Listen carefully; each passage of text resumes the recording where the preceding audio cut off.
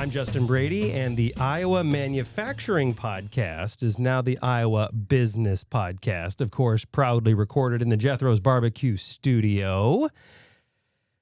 Get your CMOs and comms people, because SEO has changed. I don't even know if we call it SEO anymore. There's actually a new term, and AI is leading the whole charge.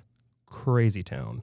And to talk about that, impressions overall are kind of growing, but web traffic might be plateauing or in some cases even decreasing. Is that good? Is that bad? Do we care? Do we write written content anymore? Are we all just going to become cyborgs? To discuss that is Ryan Dozer, who works in AI, SEO. I've actually, full disclosure, I actually hired Ryan for some stuff on this very show to work on because I was like, dude, I don't understand how this is working. So Ryan, thank you for helping me break all this down for all the CMOs and comms people out there. Justin, appreciate you having me on. Honored to be here. And, we call it AEO, GEO, LLMO, insert new acronym of the week, it seems. Yeah. We'll break all that down too. There were some real ones in there and some fake funny ones.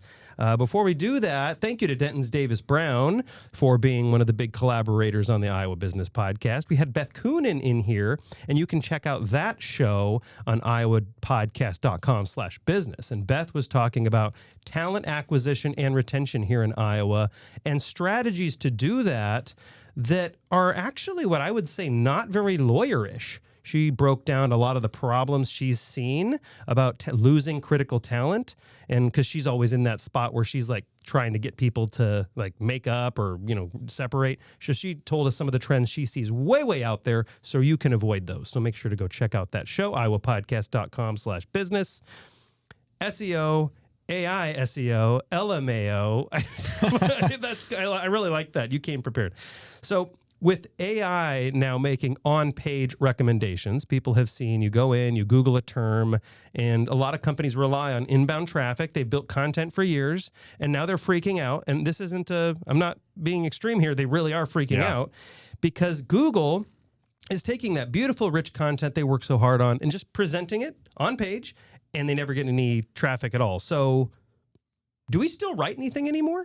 Yeah, and you said companies. I think we need to make a very big distinction here, Justin, because in my opinion, right, if you're a small to medium-sized business, I actually think AI search is very overrated and shouldn't be prioritized. But if you're a big brand, I actually think it's very important because you're trying to spin a narrative in an industry, right? It's all about citations now. Like you mentioned, web traffic is decreasing. So when someone searches, like let's say you're Verizon or US Cellular, and you search what is the best cell phone provider, well, you want to spin that narrative into your favor and say that Verizon is the best provider. But if you're a local to medium-sized business, if you're losing web traffic, it's not that important in my opinion. You should be spending more priorities on paid traffic, email marketing, personal branded social content, word of mouth, other marketing tactics that actually produce ROI. I think it's a very shiny object for small to medium-sized business owners chasing these citations that don't actually lead to ROI. But for big brands, it's very important. Got it. Okay, so this is interesting because now I don't know if you are saying this, but it sounds like maybe you're saying that inbound traffic was a vanity metric. A lot of times, yeah. We just like CMOs present this information to their CEO and they're like, look at how much traffic we're getting. And if you're smart these days, the CEO should say, why do I care? And there's a lot of nuance to this, right? Well, I used to work at Meredith, Meredith. I think it's People Inc. now. Actually, they rebranded a million times. But for like publishers, for instance, it's not a vanity metric because they're relying on that traffic to get ad revenue, impressions, right?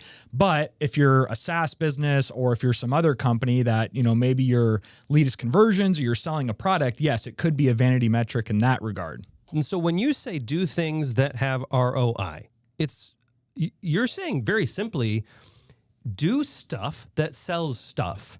Like if it's just a visitor number, if it's just a follower number, if it's just an impression number, those days are gone. Maybe I would argue they've never really been here. Right. We would judge those numbers because we didn't do a good job capturing ROI.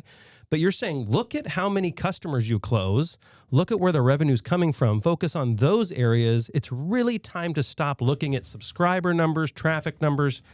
Does email list numbers factor into that, or is that different? I think email is super important. I mean, it's a little different. Obviously, email, it's a more trust factor. If someone gives you their email, they're probably more inclined to trust you and purchase stuff from you. So, and this goes back to a more broader conversation of owned versus rented distribution, right? So technically SEO or social media or YouTube or whatever, that is all rented distribution. At the end of the day, It's true. Justin, just from a marketing perspective, you always want to own your distribution. Emails being a big part of that, phone numbers being a big part of that, and any sort of internal data where you own the distribution. That's really the name of the game in marketing and business in general.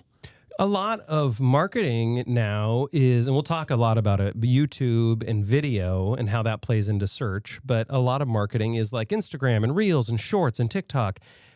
And that to many marketers is like, cool, I want to get the eyeballs there. Now, obviously, if you're in manufacturing or if you're in like finance, TikTok's probably not the best place. This is what you talked about earlier, focus on results, like not just go to the new hot thing. But if my audience is on social channels or on YouTube, you're saying you should still focus on getting people to subscribe on email newsletters. Like that's still a thing.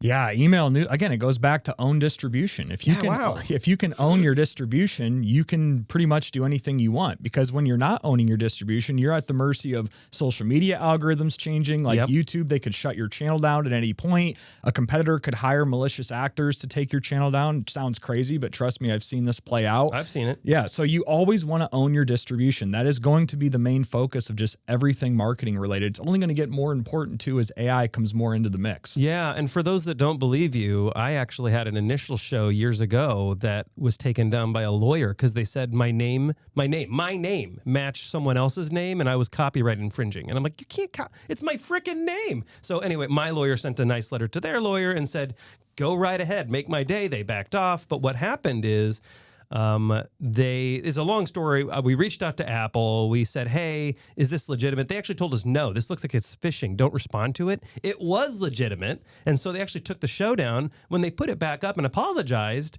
they didn't put back the subscribers. They just put the show up in a new feed. And so to your point, like owning that email, I'm glad to hear you say owning the email distribution is still very much important. You mentioned numbers too. So phone numbers, email addresses, any owned form of distribution is very important. So focus on owning. So any content, any marketing should be focused on two things then. One, ROI, obviously. Selling stuff. But two, you're saying if you are building numbers in the form of email lists and text lists, that's okay too. Yeah, and my buddy who owns Fresh Fit Meals, they're actually moving towards that model of more owned distribution versus rented.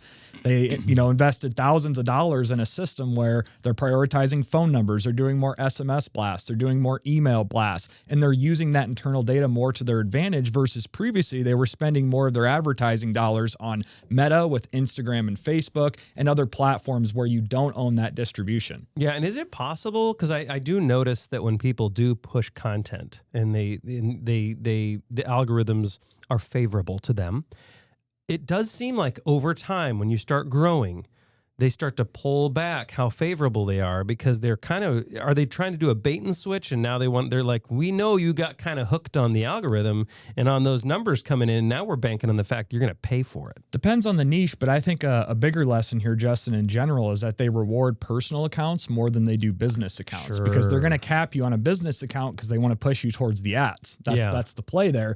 But people, if you're a personal account, they're going to give you more reach there. Not to mention people connect more with personal accounts too. So there's more engagement on personal accounts. When your engagement's higher, the algorithm's going to reward you that way. But the whole play of social media is to get businesses to pay for ads. So they're always going to cap you. So do you recommend, smart people are thinking, wait a minute. Do you recommend then a good company strategy is push the brand through personal accounts? I think personal brand is the ultimate leverage going forward. We're in a trust recession, Justin. In the age of 2026 and AI destroying trust by the day, people trust people. Now, easier said than done. If you're at a huge company, you don't want to put all your eggs in one basket on someone and then they could get quit or find a new job and now you got to start from scratch. So you have to be very strategic about how you're doing this. But in general, it's personal brands are going to be the best thing you can do moving forward. Not to mention strategic and careful from a disclosure standpoint, because that even though it's not so in radio, it's still in like airwave stuff, it's still regulated by the FCC. even though they break these rules anyway. I know from personal experience, I've seen people break those rules. Those rules don't necessarily apply to digital yet, but they do apply within the terms of use within those, or, so like YouTube has a check this box. If there's any promotion in there, if you saw this, you will see the box checked because of that plug I did at the beginning. Most people aren't checking that box. Yeah. And so will this, I know, but I see things that are clearly promoted and people aren't checking the box. Is there an algorithmic reason for that? Yeah, they probably think that if someone's viewing it and they see that promotion thing on top, well, someone's instantly going to think, oh, this is a promotion. Why would I watch this? But YouTube's algorithm is so smart where if you promote something, they're going to know that looking at the transcript and analyzing that transcript. So they might cap you on an algorithm perspective with views that way. So be honest. Yeah, exactly. Essentially be honest. That's the best strategy for anything. And like you said, though, the most frustrating aspect of that is even on this show, when I have a guest in, like yourself included, you're not paying to be here. I'm not paying you to be here. There's no money exchanged here, but they're going to put that little thing at the beginning. And so people are going to be listening to this saying, is Ryan paying to be on this show? Because they don't know what that actually applies to. Right. Because I do a good job disclosing because that's my training. But, how is a normal consumer supposed to know? So anyway, this is a matter then of there are two schools of thought here, which is inbound versus mind share. And so mind share being like, we don't care about AI ripping off our content and presenting it. We don't care because we just want AI to tell things the way we want them told, right? And so are there two schools of thought here, which is inbound ROI and then mind share, which is harder to track, but we don't care because it's shaping public opinion. Right. You're saying controlling the narrative and how Google and all these LLMs are controlling the narrative. Well, on that topic, Justin, this is actually very interesting. Ahrefs, the company Ahrefs, big SEO tool. Great company. They ran a study, I think it was December maybe, of AI misinformation. So they spun up a fake brand. You can leave the link in the show notes if people are interested. We can do that. And for sure. the LLMs, they had all these trust signals, faked podcasts, faked articles. Large language models. Fake guest posts. They essentially manipulated a fake brand to see how LLMs would receive it. And they actually, the results were the LLMs promoted this fake brand. I can't remember the exact terms or whatever industry they were in. And so that tells me it's actually easier to manipulate LLMs versus traditional Google search results, because here's the kicker, Justin. We're in an age now where AI agents are actually performing more traffic. AI agents are determining the traffic versus previously on a traditional Google result, there were a lot of human-centric metrics, right? So if you search for something on Google, you click a website, you're there for 5 seconds, you bounce, you go back to the first page of Google. That's a signal to Google. A human went to that site. They didn't like it. We should probably deprioritize that in the search results, where now it's AI agents doing all the work, right? So if you search for something on Gemini or ChatGPT, they're going to have AI agents searching for that traffic. And now we don't know, are there human metrics? Is it more agent metrics? There's just more manipulation involved with LLMs than there was previously with Google search. I think it's a very concerning reality. Yeah, it is very concerning because some of the stuff I'm getting fed up by Gemini, Grok, and ChatGPT, may it rest in peace. I don't even know if it's going to make it. That's a whole other topic probably. But some of it is like, I know this talk because I will test AI with my own opinions and things I know a lot about, and I'll test it. There's a lot of confirmation bias too in these LLM results. And it will present information that is way off, and then I'll push on it and I'll say, "Are you sure about that? That doesn't sound right." And it's like, "Oh my gosh, yeah, you're right. I'm wrong. Here's the actual thing." And so it is a kind of obfuscating, making the source material a little bit more obscure, where it's like, "Trust me, bro. I'm going to present information that's correct." But on the opposite side of that, what I'm hearing you say is, and obviously there's an unethical way to do this that will get you screwed. Like, you will be delisted, you'll be deranked if you try to do this, unethically. But there is an ethical side that you're saying, hey, brands, if you're writing content and doing the right strategy, you can influence how AI talks about your industry and brand. Yeah. And that's called trust signals. And so, trust signals have always been important as SEO, as traditional SEO, with backlinks and guest posts and getting featured on podcasts and press releases. Trust signals haven't gone away. I just think they're more important now in the age of AI search. You're talking about things like published books, right? Massive trust signal for an LLM. Speaking at a conference, massive trust signal. Getting on this podcast, massive trust signal, right? Because, for instance, you post this on YouTube, Gemini, owned by Google, YouTube, same company, they can look at all these transcripts and video. They can analyze video and verify, is this a real person? What were they talking about? Was it relevant to whatever his brand stands for? And so that is where we're going with all of this, Justin. It's these types of trust signals to prove that you're a real person, you're a real brand, and that's how you're going to stand out in these LLM results. Yeah. And so list off, by the way, I didn't know trust signals was now a term. That's a term now? It might be. I don't know. I've been using trust signals for a long time. Okay. Because, that's awesome.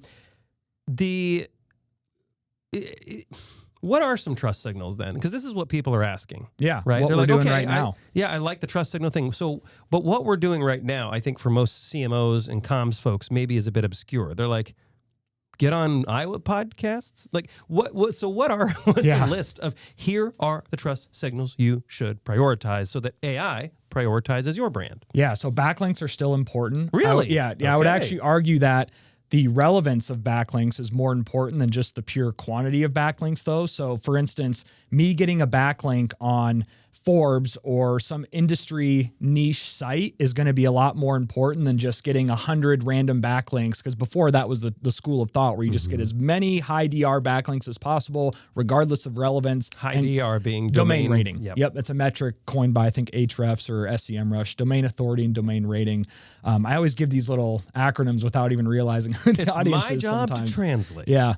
But now, like I said, it's more quality and relevance of backlinks, but that's one.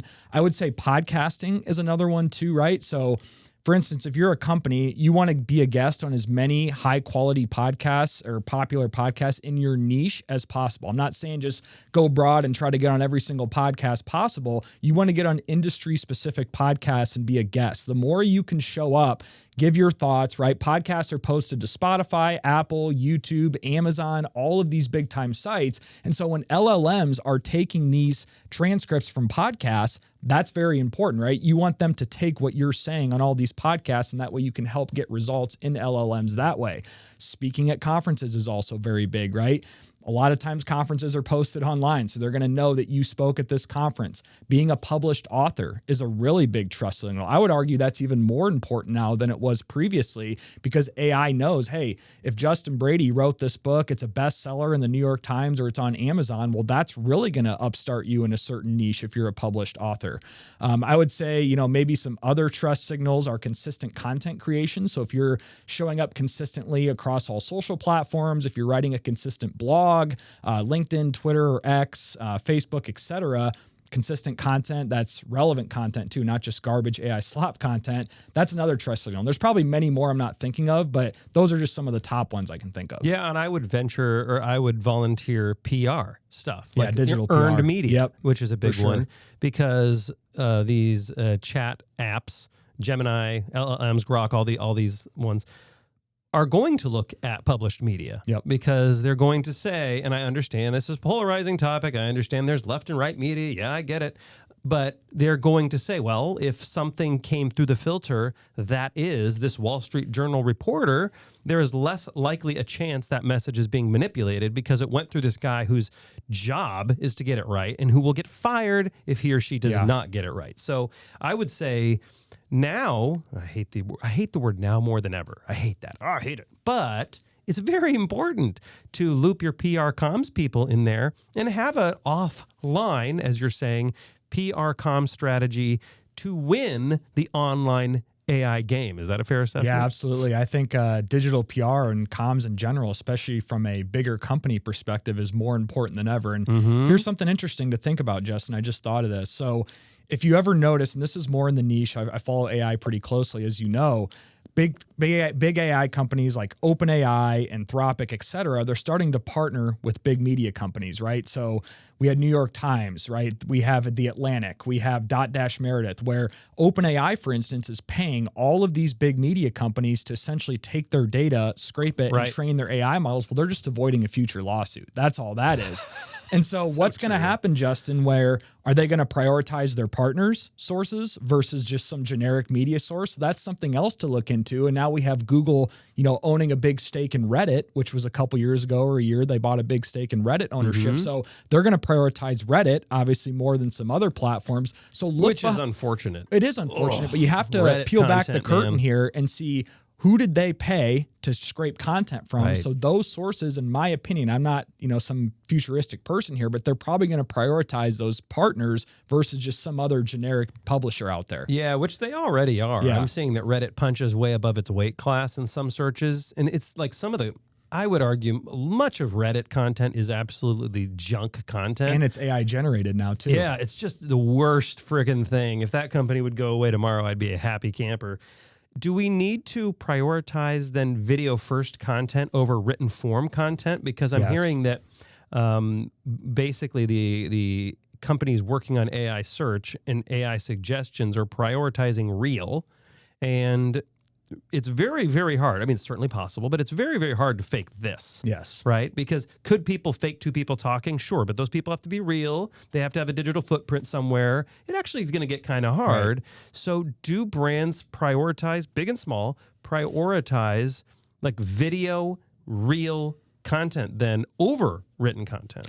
100%, because you can also use AI to remix and repurpose that long form video content by taking the transcript and creating emails from it, from blog posts, social media. This is exactly what I do, right? My content foundation starts with long form video and then use AI to remix and repurpose the rest into short form because there's a lot of context there. I'm not going to ChatGPT and saying, write me a blog post, write me a social media post. I'm giving it my actual long form content with my transcript and other training and context behind it. So it produces high quality outputs that actually sound like me. Not to mention, Justin, you know this too, long form video is a massive, massive trust signal to an audience. If someone's going to sit here and watch this 30-ish minute podcast that we're doing, they trust us essentially, right? They bought into what we're saying. And so if you're ever trying to sell anything, video is a much easier solution to that than written text, when the average person probably looks at written text these days and asks, was that AI generated? Did someone actually write that? No one knows the answer anymore. So when you say video content, people are like, got it, video content, flood the waves, get it everywhere, good high quality content. Of course, one of the things I talk about is audience, audience, audience.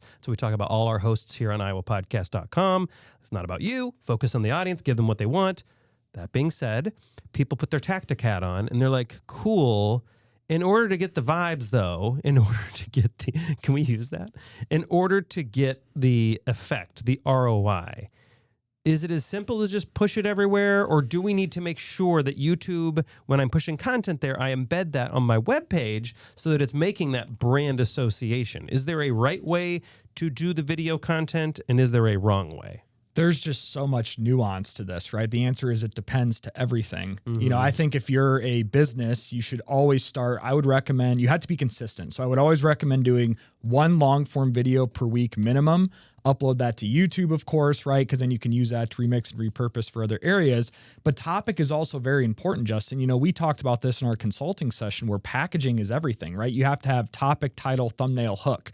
So if you don't have that, and topic being the very first one, if you're not creating content over topics that your target audience cares about or actually searching for using keyword research data to find this, no one cares at the end of the day. So you have to start there before you just start pushing out random content to the masses and then hoping that someone sticks. You always have to have that packaging, research, and strategy element in mind first before we just hit record and create content. Yeah, and this is interesting because when I hired you for the iowapodcast.com project and all our shows. And one of the things I said, don't be nice. Don't be aggressive. Which is good advice. Yeah. Don't be nice. Be aggressive. We're here to win. We're here to reach as many Iowans as possible. So if your advice is within that line, let's go for it. Like, don't worry about bruising my ego. One of the most hilarious things is you went over that with me. You're like, the headlines are a little vague. The images you're putting up are a little vague. The description's a little vague. What's super funny about this, Ryan, is I was trained when I was writing for the Washington Post, I was trained to do this stuff and then forgot. I'm like, what is wrong with me? And so do you find that people just tend to stray And they tend to forget the obvious stuff, which is people are scrolling on a frickin' app. And if the thumbnail doesn't look good, the description doesn't look good, people just assume that, well, because you've subscribed or because you're on our email list, you're just going to click and listen to everything. People don't do that, right? You need to almost get them to subscribe as a first wave and then constantly remind them and that their content's good and get that additional click and visit. And you mentioned that you learned that at the Washington Post. Very interesting because they already have massive distribution. If you're a company that doesn't have massive distribution like the Washington Post, you can't get away with that. So you have to focus on packaging and build that distribution up versus someone like that already has the distribution. It's a completely different ballgame. There are brands in Iowa that are regionally focused. There are brands that are nationally focused. There are global brands. But then there are local brands. They're like, I'm Cedar Rapids. I'm Burlington. I'm Des Moines. I don't care about the state. I just care. Does the strategy change if someone is focusing geographically or if someone's focusing nationally or globally? It all depends, where your target audience is. You just always want to keep in mind, you want to create content and package it correctly for the target audience in mind. So you always say this too, and I appreciate, do people care or will people care? You always have to have that mindset before you just create content because me or you might care. I could talk about LLMs and all this AI rabbit holes for days, but the average person that's not in my target audience, they don't care. That's just the reality.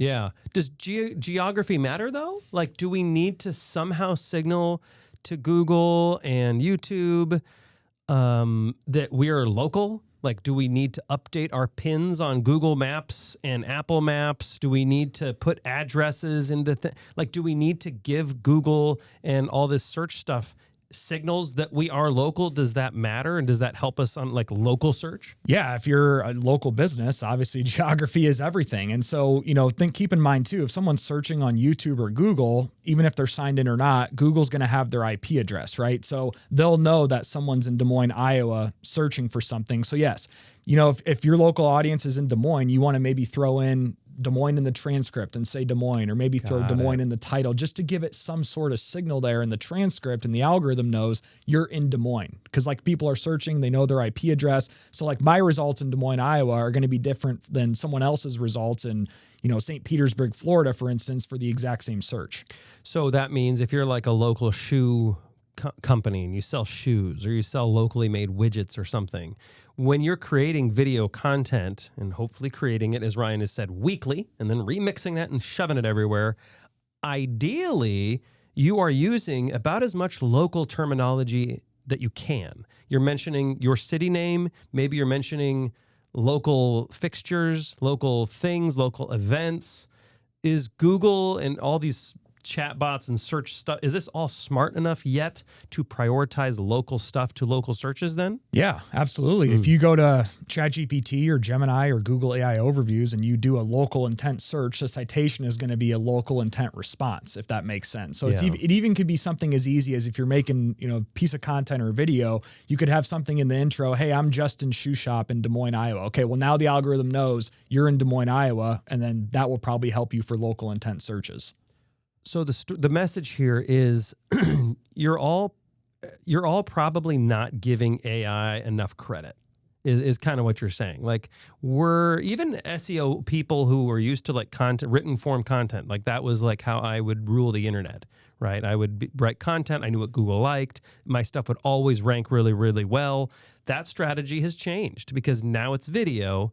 But what you're saying is even on video, if you're saying things in a video and you need to be very conscious that if you're locally focused, regionally focused, or nationally focused, you are mentioning that stuff in the podcasts, in the video content that matters now. Yes, and it also applies to all mediums. So I didn't even mention this, Justin, but SEO stands for search engine optimization.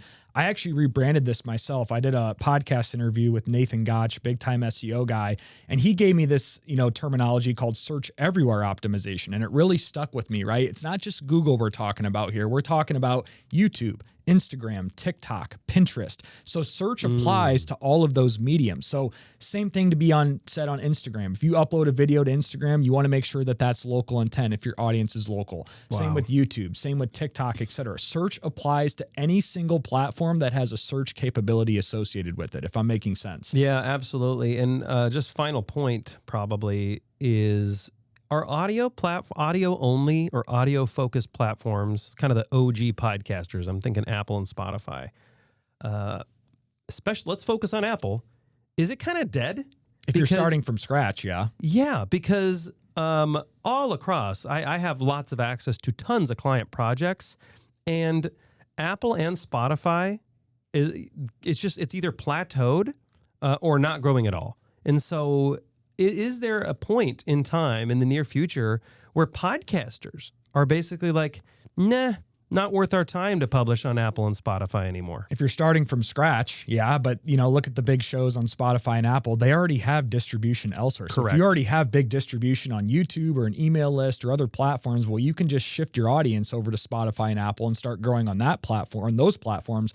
But if you're starting from scratch, Justin, yeah, one of the worst things you can do is just do an audio only podcast for Spotify and Apple, dismiss YouTube and dismiss other platforms. Yeah, that would be a death sentence, honestly. I don't know how people would do it. Looking at the numbers, like when we started publishing, I was audio only for years. Yeah. And that's so was a lot of other people. Yeah, I've been doing this for a decade, people.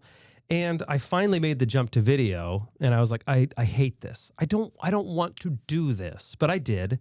And I was blown away by how much traffic video platforms just kept sending to me. I'm like, well, I got like 50 subscribers. Yeah. And some of these reels and some of these YouTube shorts are getting like thousands of views. It's like, where are you people coming from? But Apple, over the same period, like, Apple's exceptionally bad. It's almost like that platform's already dead. And it's for those that don't know, it's really like easy to manipulate that. I actually did an experiment. Yeah. This is a whole nother thing. I think you're aware of this. I think I saw that, yeah. I did an experiment where I got a fake show, fake name, ranked in the top 200 in 2 weeks. Did you pay for it? Yeah. Oh, yeah. I hired a scammer out of, I think it was Bangladesh. And like he used a click farm with probably stolen Apple IDs. Like, and I didn't tie my name to it because I didn't want people saying like, oh, you just did this to direct traffic to yourself. No, I did that, shut it down, and then wrote an independent article about it just to show how easy it was and how you're anybody exposing can do a lot of fake gurus right now, Justin. I have names, and the only reason I have names of people that are sitting in the top 20 right now that I could expose, but the only reason I don't is because I know how these scams work, which is some of the podcasters don't even know this is a thing. Right. They just think they're hiring a legit marketing person. So I don't want to like smear someone who was trying to do what was right. Last question for real this time, I guess, is that people are saying, okay, Ryan, cool, we're going to do video, but you're saying record a video. That means lighting and sound. Then you're saying write a summary. Then you're saying post the clips to Reels. Then you're saying post them to LinkedIn, post them to YouTube, post them to X, backlink all this stuff. We have left the time of one person being able to do this. This sounds like a 3, 4, 5 person team kind of thing. So is that what you're saying? That we need to have these big content teams now? Are the local people screwed? Or is there a process that the local people can compete with the national people that have the teams? Well, Justin, good thing we have this thing called AI and automations now. So that's exactly what I do, right? And I'm a micro example. So I use OBS Studio, free piece of recording software. I have no lighting, no expertise on video production, scripting, anything. I understand the SEO side of it. So that's what kind of helped me grow on YouTube. But someone who's a good friend of mine now, I would consider, her name's Sabrina Romanoff. She's a solopreneur, grew to 5+ million social followers in 1 year. Goodness. Just from using her own content. She records 1 time a week for long form YouTube and I think 2 or 3 organic TikTok for short form, uses AI and automations to repurpose the rest across various other platforms, created her own AI tool to help her distribute on those other platforms, vibe coded it herself. So it's very possible now, Justin, if you understand the basics of AI and automations and how you can automatically repurpose a long form YouTube video into other forms of content and distribute that with an automation, which is what I do, the opportunities are endless here. I will say, just like my rant is, because I've done a lot of this and been in the weeds, automation tools have saved me. Like I am probably running just by myself what 4 people used to require, like 4 full-time people. I will say the one hang up is scheduling and posting the stuff on the platforms. Yes. Because everybody, if you try to use Buffer, that doesn't work. You can't tag people. You can't add collaborators. For those that don't know, tagging people and adding collaborators to a project increases your reach. Make sure to do that. But everybody wants you to do it on their platform, and their platforms, X is pretty much the easiest. They're just like, yeah, sure, upload whatever, post it, we don't care. But YouTube is like, no, we want it tagged this way, we want it done this way, then we're going to run a copyright check that will be wrong, and you'll need to dispute it even though you bought the license to that. And then like Meta has their business suite, which is junk. It never works, and it'll usually kick out the reels that you're trying to post on Instagram saying they're the wrong format, even though you built them to spec. So are we going to see AI agents be able to, like Google starting to use Gemini within browser, are we going to start to see AI agents be able to actually navigate all that stuff? Or is that going to like violate terms of use because people want you on platform? Potentially. And there's the big debate is if you post via APIs, which is what all these scheduling platforms do, you're going to take a hit reach. That's always been the argument, you on the stupid platform. Which I kind of agree with that. But again, I would always upload natively to YouTube. I would not let an automation or AI handle the YouTube part. I would always start with YouTube because, obviously it's nuanced depending on your target audience, et cetera. YouTube's my number one driver. So I start with YouTube, and it's a lot of other people's number one driver. And then from YouTube, use AI and automations for the other platforms. Yes, you might take a hit reach, but I would rather be present on those platforms, chopped up from my organic long form content, than spend the time or not do it at all, if I'm making sense there, and then focus on other higher priority tasks in my business. Ryan Dozer, SEO, AI, content guru. I hate the name guru. I do too. Sorry, everybody, but you're good at it. What is the website if brands are listening to this and want to reach out to you? Yeah, ryandozer.com and then Ryan Dozer on YouTube. Awesome. Ryan, thank you so much for coming on the Iowa Business Podcast. Appreciate you having me, Justin.